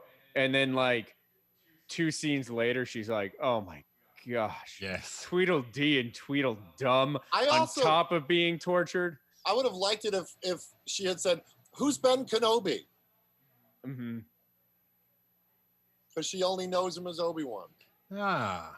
I guess she heard Kenobi, and that was enough for her. I guess. Is he a relative? Right. Look how many squares Tarkin's got. Full house. Them some grand Moff squares. That's your new restaurant. Bar. Grand Moff Squares. Alone. Oh. That's so good. So good. This is like, did they lock the door on the elevator, or? JC, you are obsessed with locked doors. Well, I'm just trying to understand why they blew a hole in the door in their own ship. Nobody had the key. Like they could. Hey, this is TK-888 calling down to the Death Star locksmith. They must have locked it. Or is it just like watching an HGTV show where they just wanted to do the demo? The demo. So if you listen to Joseph Campbell, them going into this trash chute here is like Jonah and the whale, the belly of the beast. Also, how awesome is the comlink that C-3PO holds? Like, it's just such a cool little prop. That's like so useless and throwaway, but like iconic. Going back to what you were saying about Joseph Campbell, there's something fascinating about like when you get to like the inmost cave and they reveal their feelings and you reveal a truth or a fear. It's always an organic environment. So they're in this metal thing, but now they're in water. Oh. And a creature and an organic creature there as well. Exactly. So like on Dagobah, it's the cave that Luke goes in, and it's the worm that Han and they go in. And so they often will expose something about themselves truthful. This is the scene that forges their friendship because they face death together and they look for each other. They're worried about each other and and Chewie shows fear for the first time. And Leia has just met them, but yet still. Yeah. Into the garbage chute, flyboy. Yeah. All right. So Dianoga, yeah, put there by the Empire as to eat the trash, or somehow got flashed in there. Where do they go? Where does the Dianoga go? Yeah, I don't know. I mean, maybe there's like a tube. Maybe they're like cockroaches, and they can they've got malleable bones, and they can like tube themselves into the next trash compactor. Yeah. And as I think it was Kyle Katarn found out, they had huge undertrunks and flippers.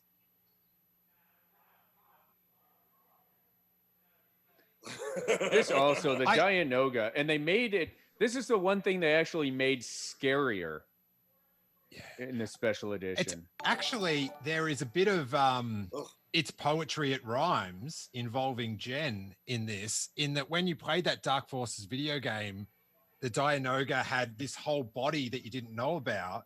And in that Force Awakens, Forces of Destiny, the little nightworm thing, you find out he's like, that's just the top. That's the top. Yeah. Which I always thought that was a cool little just like that was like a similar little surprise. Yeah, that was oh, good. I'm gonna be back in 2 seconds. I'm gonna start getting them set up for the next prequel panel. But give me. Oh, you guys are good. Oh, they got it. All right, never mind. I'm already here, so that worked out. Crew's on top of it. Oh yeah, I think you're actually gonna have to dial into the other computer. I probably will. It'll give me a minute to have a break. So for the 40th, the artist Jock, you know Jock, he does a lot of comic book art. He did a really great print. It's in my nerd lair of this scene. When you have a chance, look it up. It's gorgeous, and it says "a long time ago, galaxy far, far away," and it's this impressionistic drawing of this scene. It's fantastic.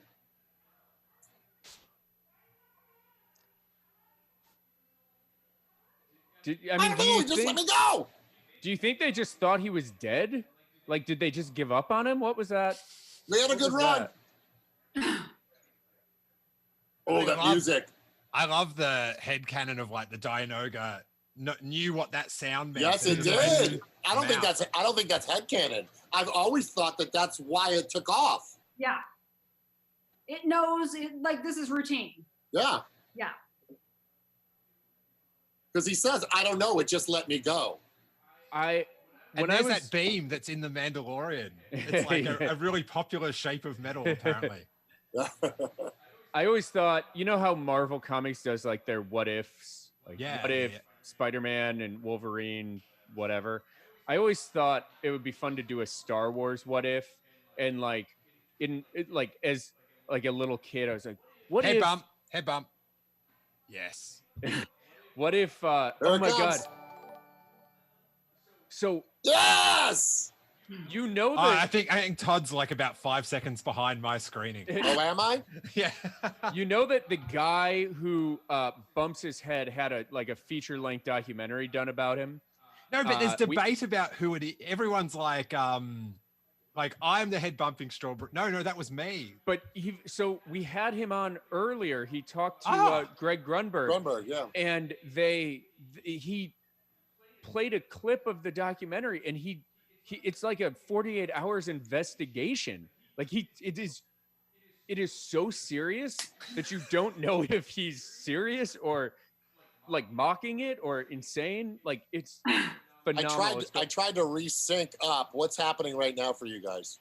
Han's got the beam. Now it's on Leia. Yeah, climbing. Then I'm probably a little too. I tried to jump ahead too far. Doing that, well, yeah. I've got R2 already plugging in. C-3PO's now, C-3PO. R2's plugging in now. Okay, I'm slightly behind you, ahead of you. I'm slightly ahead of you, but by like 2 seconds, not even. Okay. How's that? How the little button to show that he's uploading, just this cube comes out as like a download signal. So if there was, this is a fun little thing in Attack of the Clones, when Jango Fett is getting on the ship, he also bumps his head. Mm-hmm. Which is weird. Was that still a clone? Is that a leftover clone? It's an old one. That's why he's banging his head, I imagine. They just have terrible depth perception. Imagine if that was your family trait, that you just kept ramming your head into stuff. You if you ever go on the TMZ tour in LA, they show Kanye doing that, and they go past where he is walking along in front of all this paparazzi, and he hits his head on a low-hanging sign, and they go past the sign. It's a great bit of tourism. Where do you live, Steele? In LA. Okay. Yeah, originally in Melbourne in Australia, but now I'm sweating it off with the everyone else. You're a local man, yeah. Yeah. What part of LA? Just near Fairfax High. Perfect. Oh. I always remember when I was a kid and I used to watch the movie, and then when I got older, I always thought this scene was drawn out more. Like I always thought, like C-3PO chastising himself. I always felt like it was like way more drawn out. And then I rewatched it and I was like, oh, it's not that drawn out. Oh, I lost my light. Dude, if I worked on the Death Star, I would not be volunteering to check the tractor beam levels. That is, get some guardrails, people. This deactivating the tractor beam here is hands down one of my favorite sound effects in Star Wars. So good. The other one is this sound that a speeder bike makes when it banks. Mine is I love the pod racer, the Sebulba's pod. I love that moment. What about you, Jen? What's your favorite noise? I was gonna say, Hamill insisted on his hair being wet. Sorry. He really? Yeah, and then he's like, shouldn't all our hair be wet? And that's when Harrison Ford goes, not that kind of picture, kid. Sorry, Jen. No, it's okay. I just remember the documentary of the when they were doing the sound effects back when it was, and it was the banging on the fence sound. Yes. Oh yeah, the tension wires. Uh-huh. So when I was working on a project, we went to sit down with Ben Burt and Matt Wood at Skywalker Sound, and a couple things. Ben Burt walked over to a keyboard and he turned it on, and he goes, "Here's R2," and he just starts hitting the keyboard for a lot of the different bloop bleeps. Then he goes into a cabinet and he opens it up and he takes out the respirator, the scuba respirator. That's the click of Vader's. And so he shows that to me. And then he takes out his original copy of the script that Lucas gave him to point out what are potential sound cues. And I'm just... So when Todd was busy living your childhood fantasy... Oh my God. The going back a little bit, the two stormtroopers were like, did you hear about the VT-16? That's quite a thing to see. I love in Force Awakens, that's David Collins and Sam Witwer are those two stormtroopers talking about the VT-32. Yeah. So good. Ben also, if I remember, didn't Ben do Forces of Destiny? I think he's. I don't know. I think he did. Well, my guess is if he designed any of the sound effects that were used in it, and I think that's what he would still get credit, which is really cool. It's great. Cool. Yeah.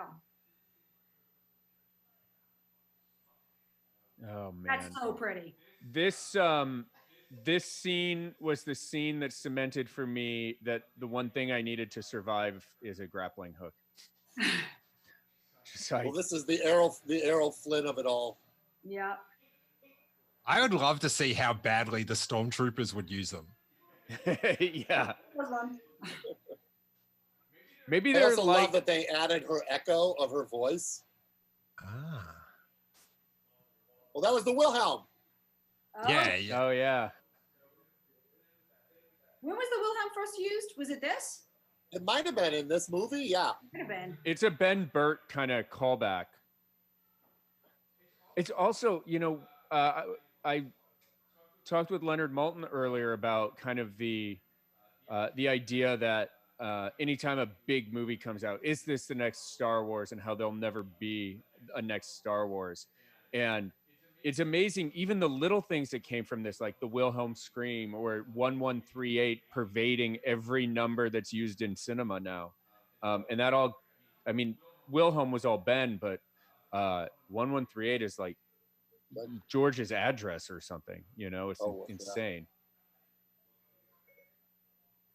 And this is where he just turns the okay. I'm a little anticipating. Yeah, I think I just got off a little bit because I said something that my iPad thought was the voice of the voice. So the blast doors just closed. That's what happened for me. Yeah. Oh yeah, mine Han just jumped through. Okay. And this is where he turns the reflector tape. So it looks like it's rising out, but it's not. So genius. Oh, this is so. Yeah. Have you guys seen the fan film where they recut this and it's insane? But go ahead. I'm sorry. Sorry. I have. I love it. I never want them to do anything like that to this. But I agree. To see their creativity of like a modern version was tremendous. The tribute to old masters fighting that they did in Rebels with Maul and Obi-Wan, of like guys that are that good don't need to be flipping around. Mm-hmm. Yeah. It's a much simpler, less expensive energy fight. Throwing a bit of shade to Yoda there, huh? Mm-hmm. Huh? A bit. Yeah, I feel like the one person on Earth, at least in my circles, who was just like, yeah, I loved the like Star Wars Legends stuff where it's like Jedi Masters don't use lightsabers because they don't need to. The same way Obi-Wan Kenobi finds blasters uncivilized.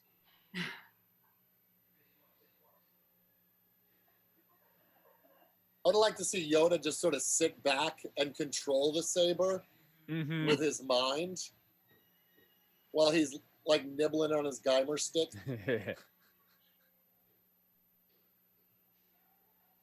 it's all friends. There's gosh, I bet they cleaned it up. There was the one shot in this scene where he like gets the angle wrong to the camera and you can kind of see the sparkly paper whatever on the lightsaber, And I always thought that was cool. I was like, oh my God, that is the key to building a real life lightsaber. We've like already that.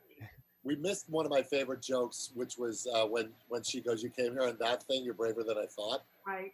Well, like every time somebody looks at the Falcon, they just mock it The poor Falcon, man. It just gets. Oh man. and saves their bacon every time. Yep. Is there another ship in, or I guess another vehicle in movies? The Enterprise. Which one? Well, I mean, like I would say, like the original Enterprise, the iconic one, was emblazoned on people's minds.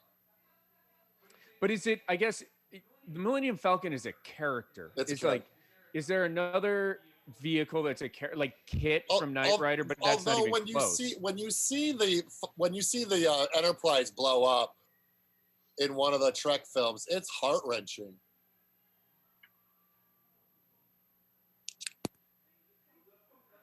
It's going to be a real short trip. I always thought that reverse out and turn was. Oh, I know. He's backing it out of the drive. And he does what I do, which is I don't look behind me when I back up. No, he doesn't need to. Well, he's got the screen that has a reverse camera. One of my cars has the like sonar that beeps, and then my other car does not. And I always am worried I'm going to back up into something. This scene, she's comforting him. Yeah. I really miss the guy I met 2 days ago. And she's like, yeah, my whole planet blew up. And my dad I feel real bad for you for the guy that you met 2 days ago. She's so empathetic. It might even have been 2 days. Like this all seems like it's the same day. Depending how long it took to go to Alderaan. My least favorite thing about Star Wars is thinking about how long things took. We were having a conversation with Pablo, and he goes, yeah, ships travel at the speed of plot. Yeah. How far is a plot? How many parsecs is a plot?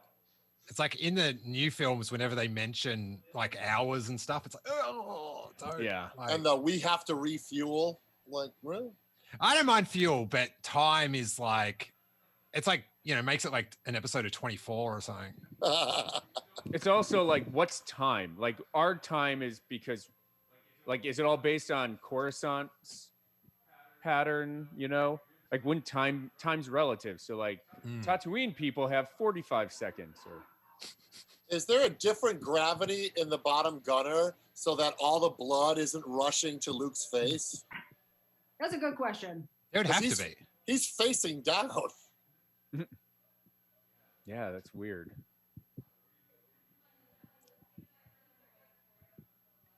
Also, like in the quiet time after they go to make the jump to light speed, Luke has he can bullseye Womp Rats in his T-16, but these are sophisticated guns. Do you think he's like it's a video game for him? Like, can we go out and shoot asteroids sometime? I feel like there's more force going on here for him than is seen, but that's my headcanon.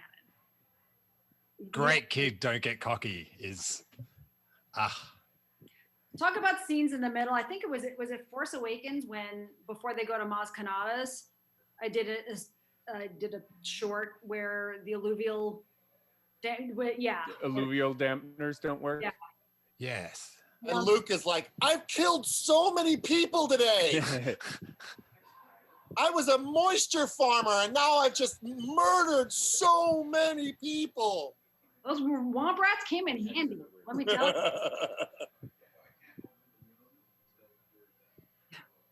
Oh, she hugs Chewie. That's so great. Sweaty. We did it! Huzzah. I always picture the storyboard drawing of her hugging Chewie.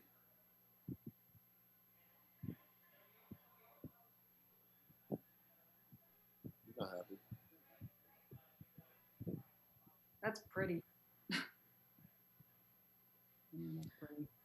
This is also great. Coming up, where Han's like, there's no homing beacon on this ship. Yeah. What makes you so sure? It was sitting in their garage for quite a while. It was too easy. No. It's only explanation.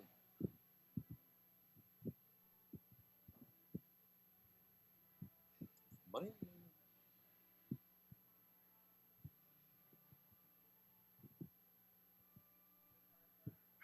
Chloe keeps calling her sister. I know, sweetheart, sister. It's like a 30 screwball comedy. I'm doing a Lost rewatch at the moment while we're stuck at home, and he's just like Sawyer owes so much to Han Solo. Yes, absolutely. And also like so charismatic that when Sawyer's like teaming up with everyone to do what's right, you're like, yes, he's with us now. It's like when Han sort of sees the light and comes back, it's just like the cool guy in town, like he's got my back. It's so cool.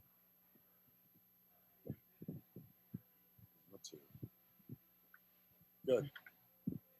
Competitive. Oh, this is great. I love this.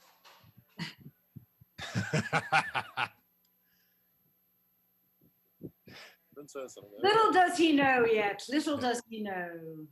You think we could give birth to the most evil thing in the galaxy together? Oh, damn. It really is like miraculous how well this movie worked. Like by all rights, this should not exist in this way. This should have been like a kind of like fun movie that like like more like Evil Dead, like this. It's just too Buck Rogers. Yeah, it's like too, the Flash Gordon good. movie, or but he, it's that grounding things enough in the familiar, so that things didn't look spacey. They looked like he borrowed shapes and lines, and Macquarie's lines borrowed from so many things that we're comfortable looking at that it never looked otherworldly. So, like, you'll see a crazy alien, but he's in, like, an astronaut suit. And I think it lent itself to us relating to it and feeling a sense of in good hands. I also know that, I don't know, John Williams, I think, made a difference. Yeah, this is a three-hander. It's Williams, Macquarie, and Lucas. Right. Like, that trinity of artists. And Joseph Campbell's influence on the story. 100%. So that combo. These haircuts.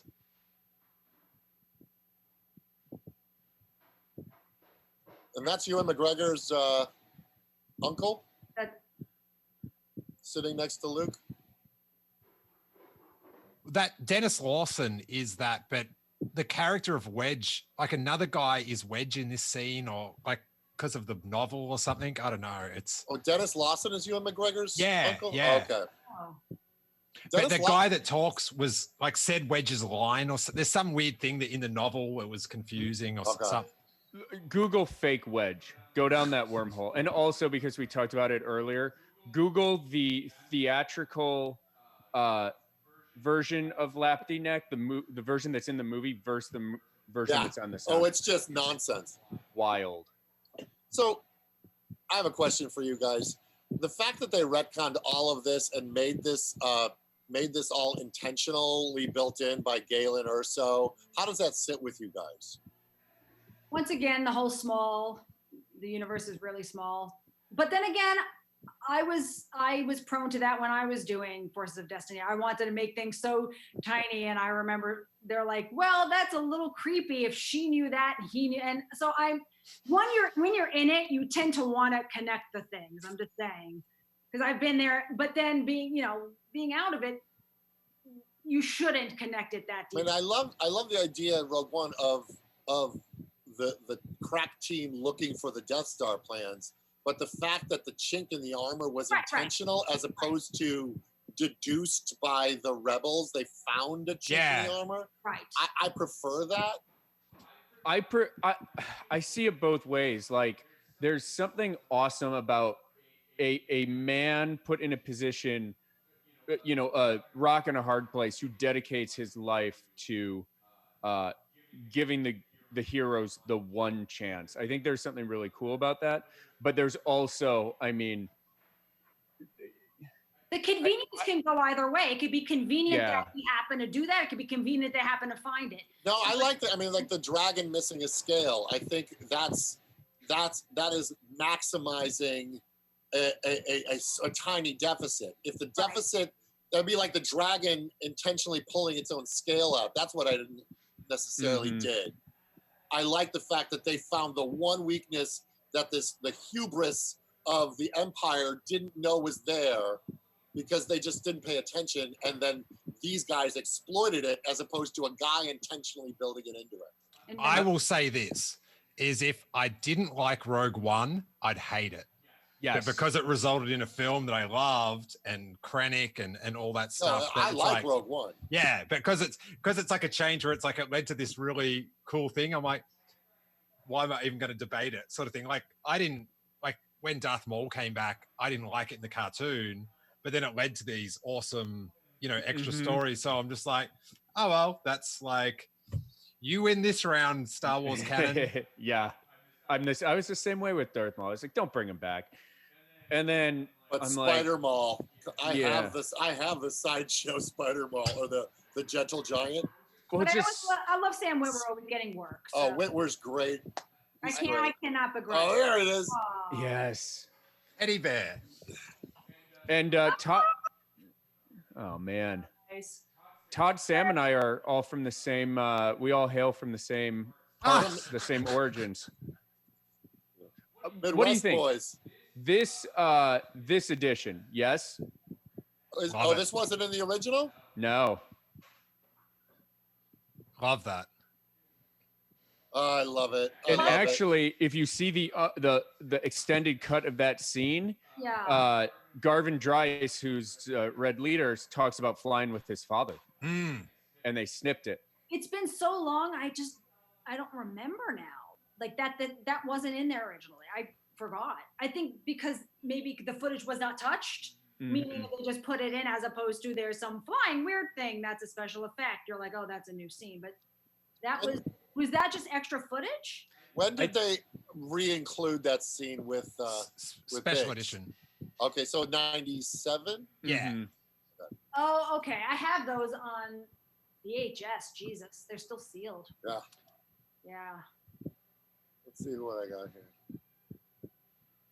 And, they didn't put back in that Toshi Station stuff that sort of got taken out with that big scene. But putting that's fascinating to watch, but it ruins the amazing pacing of the film. Yes. Agreed. So here's my Kenner. Oh, Got that guy right there. so good. It's pretty. Good design. I'll show you guys something that I've got then that you like. So as I was saying, the thing I want to ask George Lucas the most about is The Rock in front of R2-D2, where he got the idea for it. So when I went out to Death Valley, where that scene takes place, I got a rock, which I display in front of my Kenner R2-D2 as a tribute to my most puzzling thing. So there you go. I'm not afraid to steal bits of national parks, allegedly. You're supposed to take only pictures and leave only footprints. When they had the trailer for the special edition and they showed all those X-Wings go around Yavin, I in the cinema just started bawling uncontrollably. And that was when I was like, oh, I like these films in a very deep way. Yeah. It's profound. Well, it's something that I don't think I even really realized until I opened the bar, but the movies aren't, they exist more than movies, not because of what exists on the screen, but because of what we all build with each other, because of the shared love for it. Right? Carrie Fisher says Star Wars is a verb. He says family Star Wars together. And that's what we all do. Right. Hence why we're all here right now doing this. Why I think A New Hope is my favorite film is after the throne room scene, I don't need more story. Mm-hmm. Like it's done. It's good. It's done. I think there's something really amazing about, and look, I love these like 10 season in-depth television shows that just explore characters so well. But I think there's something amazing and incredibly artistic about economy of time, right? You have to make me fall in love, get heartbroken, whatever it is, and you have 120 minutes to do it, or you fail. Like there's no reading Twitter about how people feel and manipulate. It's like you get one shot at this. Kind of like blowing up the Death Star. So true. So true. It's a 1 in a million shot. I always toggle between Return of the Jedi and this movie. It's because I think it's because of Luke. I'm a Luke person, so who Luke becomes in Jedi is just so amazing to me. When Jedi came out, I was already like dating, so I liked it. Didn't have as big of an effect on me as how when I saw A New Hope. Sure, it's the growth. I think for me, I love that. The scene, you know, we talked about the R2-D2 hologram scene from Last Jedi earlier. I think the best scene in the movie is Luke versus Vader in Return of the Jedi. I think, you know, that's a 5-minute scene that basically is what Star Wars is. So good. Just, it's, you know, it's just not wasted. It's just that, here's the point of this. Here's why you've watched 6 hours of this right here. For those of you at home worried, Porkins goes on to get a great job with the government hiding ancient artifacts, and then he becomes a cop in Gotham City. So, you know, he's okay, guys. Yeah, he's okay. He had a good run. Yeah. Until he meets Jack Nicholson. Yeah.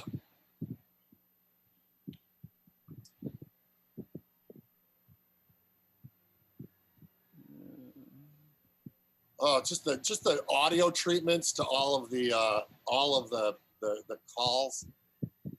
I always love. There's Wedge. There he is. His moment in Rise of Skywalker, I wept.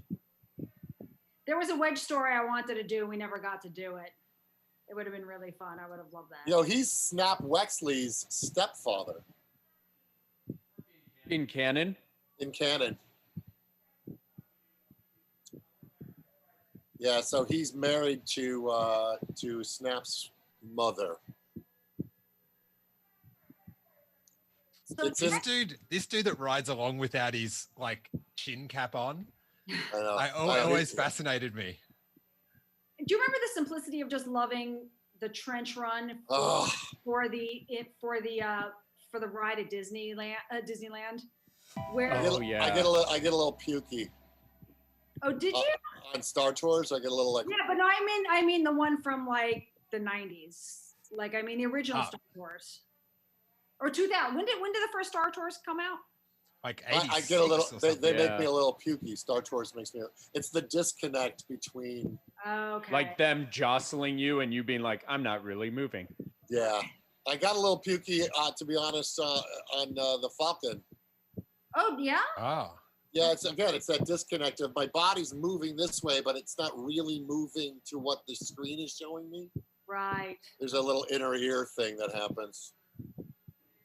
I'll take Hyperspace Mountain though.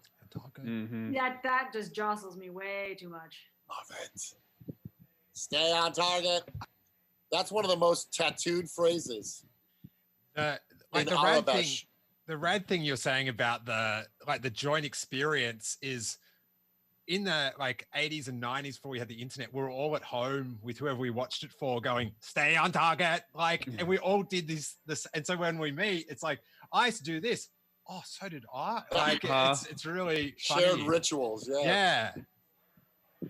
It's like if you, going back to Joseph Campbell, if you examine religions that were geographically separated, the origins of a lot of religions have the exact same, a lot of the same tropes. It's almost like us with Star Wars. We were disconnected by space and time, but when we come together, we're all like, we all are the same. We have the same language. Yeah.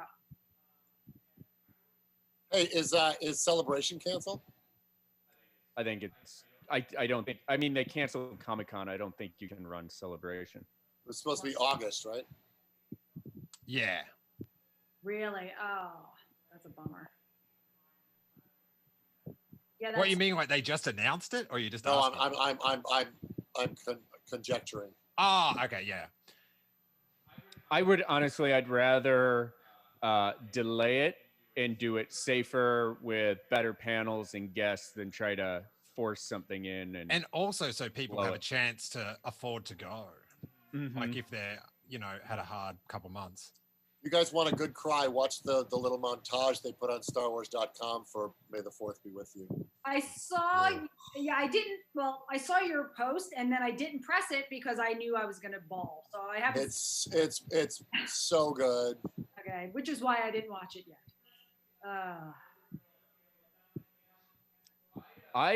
It's funny too because Biggs is Luke's friend coming up, but I don't. Did you guys feel it when he sacrifices himself for Luke? They didn't build him up enough, I don't think. Back then, no. Yeah. Do you feel it now, though? Now that you've got 40 years of building up who Biggs and Tank are and how unfair it is? So good. Every time I see that shot, I think of the ILM book, I have them over there. They're the best. Big hardcover. You guys seen the book, the box of frames? Yeah. They make the deluxe one someday when I'm a wealthy person. That's got the embossed wooden Yoda and Vader that holds them, and the wood. Oh, it's gorgeous. It's they have those. I saw it once at Skywalker Ranch in the library. It's in the library, yeah. Yeah. But you can purchase it for a tiny $5,000. That's a bargain. It's a bargain. It's printed on $100 bills, though. That's how they justify that price. The two biggest Star Wars collectibles that I have is I have a Revenge of the Sith or Revenge of the Jedi poster, poster, without the dates. And then I have the original pencil sketch of Star Wars Marvel #2 cover. Oh wow! Yeah. So those are my prized possessions. Well, you might have the original pencil sketch, but I have the original pencil case. Okay. Yes. That is why Steele Saunders and I are friends. I have a tragic story. I saw that at the pharmacy by my house growing up in like 1990 when there was no Star Wars stuff. My friend and I was like, oh my gosh, there's this Return of the Jedi thing. We're both obsessed with Star Wars. We bought whatever we could. And we walk up there and he yanked it from me. Like it was like, I thought it was like $1 and it was like $1.50 and he had $1.50 and I only had like 90 cents and he still has it. Oh God, it was like early eBay sniping. Yeah. I mean, that shot of Leia when she steps into frame like that, JJ does a lot of that. Yeah. He'll show a background with nobody in it and then have somebody swing into it. Which my guess is he's just sort of, it's in his blood now from growing up watching Spielberg and Lucas. Right. That kind of framing. But screw these trackers. Where's that dang blast shield when you need it? So here's an interesting thing, and this is obviously what they did, but this is one of those movies where he's given a lightsaber in Act 1, he trains with it in Act 2, and then he never uses it again. That's a good point. But he uses the lesson of it. Yeah, it's a more metaphorical token, right? But like studio notes today would go, well, you showed it twice. It has to save the day. You're right. They would have pushed that. Absolutely. You need to see the weapon the third time. Yep. Yeah, what is that rule of story? If you show a gun in the first act, it's got to get shot. Chekhov's rifle, yeah. Luke needs to put it in this little container and it shoots out through the thing and it goes into the exhaust port and he uses the force to ignite it. This is my favorite moment of the film. What? Yes. Yes, he was good. Look at our smiles. I just looked up and all of you have, because it never goes away, does it? It's so good. What? You're just 12 all over again when it happens. And this cue of music is amazing.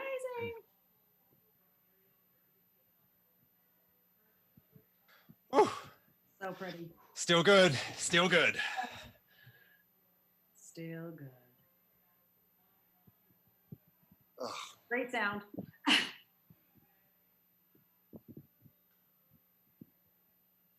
The two video games I played in the 90s were X-Wing and TIE Fighter. Oh, I loved those games. Yeah. Have the One Up arcade sells the standee cabinet Yeah. of the all three. Come to the Nerd Lair, Jen. What? I've been. I don't remember. Where is it? I don't know if I had it at the time, but okay, maybe that's why. Okay. It's over there in the corner. I feel like I would have remembered that. Oh, no, I don't remember that. Yeah, it looks like the old arcade cabinets. It's a beautiful thing. Oh, damn. Yeah. It's got Star Wars Empire and Jedi kind of all inside of its circuitry. Okay, next time I'm at the lair, Yeah. that's happening. Yeah. Now, have you guys watched this ceremony scene? Yes. And they take the music out? It is. I had to turn it off because I was like, "This is going to ruin it." It's so creepy. They're all like looking at each other and smiling. We going, And without the music, it's just like, oh. Well, they also added in all the lip smacks. That's not from the actual track. Like somebody altered it. That's why Chewie just screams. So, some of my favorite Twitter GIFs occur in this scene. This music, though, it punches me in the feely place. Yeah.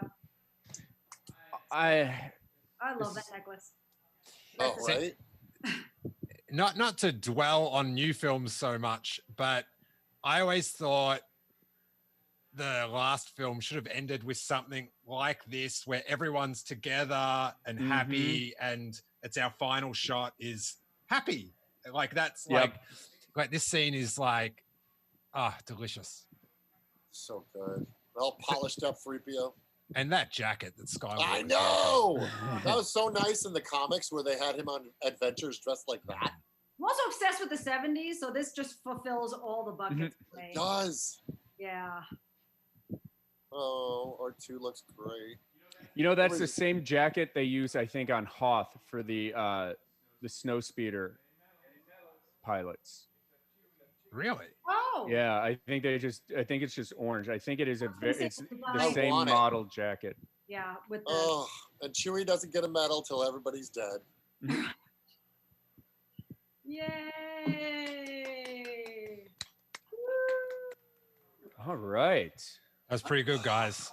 There we have it. Star Wars: A New Hope.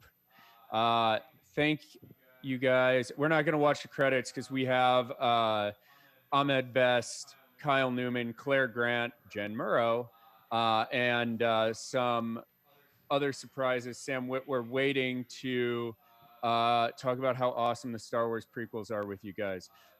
So any last words, Todd Steele? Thank you so much. Again, I never tire of watching this movie, and I never tire of watching it with people who love it the way I do. So thanks for including me in this. May the Force be with you. Yes, similarly, thanks for including us. This was the perfect thing to do. Like just back to basics, fanning out. So I just hope everyone enjoys May the 4th and let Star Wars make them happy. It's good. Thank you guys so much for joining hi to us. all the people you're about to hang with. Oh yeah, I never would have ever dreamed I'd get bumped by Ahmed Best for something. So this is this is really sick. And you all have a standing invitation to the Nerd Lair. So come on down. Amazing. Well, yeah, I will hit you up about that. And Jen, you'll get your final word on this next panel. I will, and I'll jump on the other one, I guess. So I miss you, Jen. Oh, I miss you. Goodbye. Thank you guys all so much. We're gonna flip over and hand over to Kyle and Ahmed.